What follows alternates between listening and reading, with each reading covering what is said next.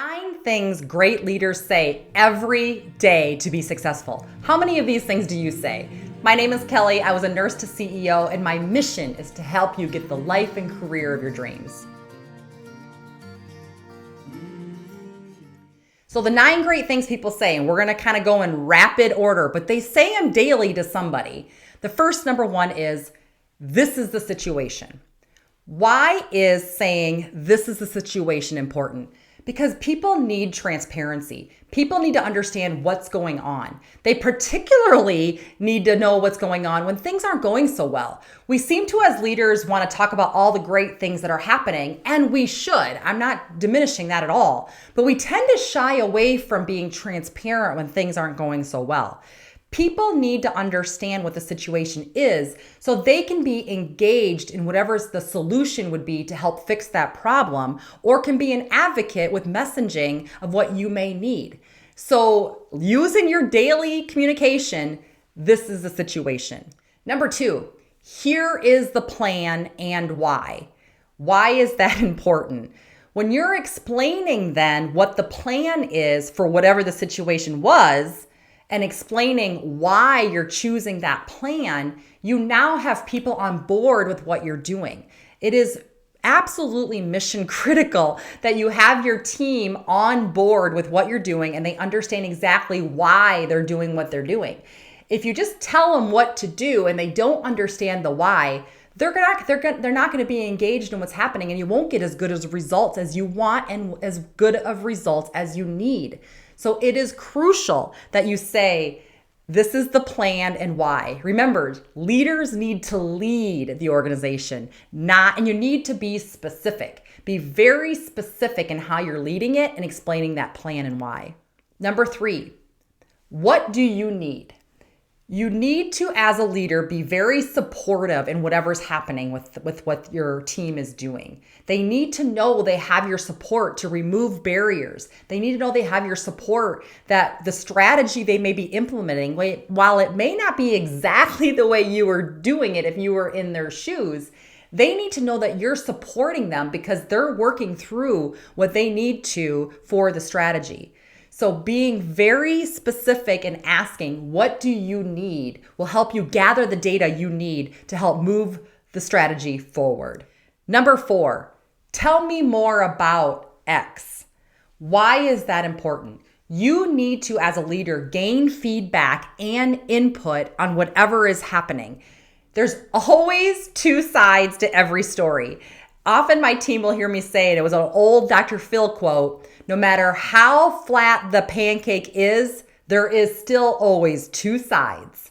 So there's always 2 sides to every story. So you may have one piece of the story that you heard from someone, or you may have one piece of the feedback of whatever situation is happening. You need to gather input and you need to gather feedback from all sides. So finding out and telling me more every day will get you the input that you need to move your strategy forward. Number 5, does this meet our mission, vision, and values? Why is that important?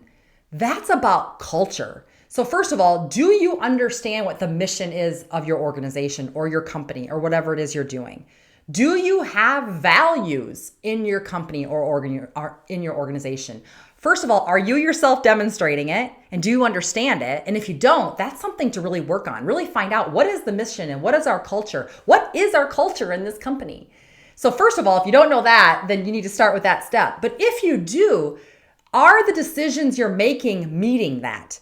It really does make your decision making easier if everyone understands what the mission is, what our values are, and what our vision is. So asking those questions, first of all, helps build the culture.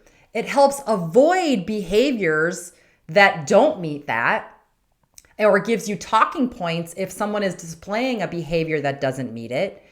And it helps hold accountable. It holds yourself accountable and it holds your team accountable to what your mission, vision, and values are. So make sure you're asking those questions, even if it's just to yourself as you're observing, asking those questions daily. Number 6, I trust you. Why is that important?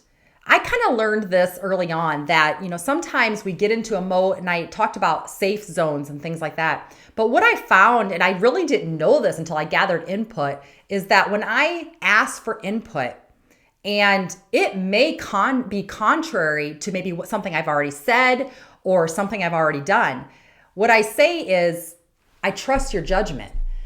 I will trust and support you in where you're going. And I have found from feedback that people have said, gosh, nobody really said that to me before. I had a particular director I remember several years ago when I said, I honestly trust you, so I know you know what's best, and so I'm going to support you 100% in where you're going with this. And this director came back to me. He came back to me about a week or two later, and he said, nobody's ever said that to me before. And he goes, I literally was like, wow, you trust me to make this decision. I am going to do my best and honor that. I didn't even know it made that kind of impact on him. But what I did learn from that is that people need to know that, and they need to know that every day. The ones that are making the decisions in your daily company, saying I trust you will make them and empower them to do what's right for your organization and your team. This was not effective. We can do better. Why is that important? Not everything goes right? We talked about this. Sometimes things go wrong, and sometimes things can go very wrong. And so sometimes you have to be that person that holds accountable. If the trust was broken or the situation wasn't going the way maybe you both agreed to, you need to state, this is not effective. We have to do better. And I will say that. Maybe that's not every day, but I will say that on those times where we just as a team need to do better and everybody needs to own their piece. And so it gives trust and credibility to yourself that you're going to give honest feedback, and it kind of holds the team accountable. It holds the team accountable, but it also talks about results. Again, we can be the best team ever, but if we're not getting effective results, we have to do better. We have to be better. And so it does go back to having a result-oriented team while still building an awesome culture that you want to build with your team. And the last two have to do with recognition. Thank you. Thank you goes a long ways. And I myself struggle with this because we get so busy in that daily grind, right?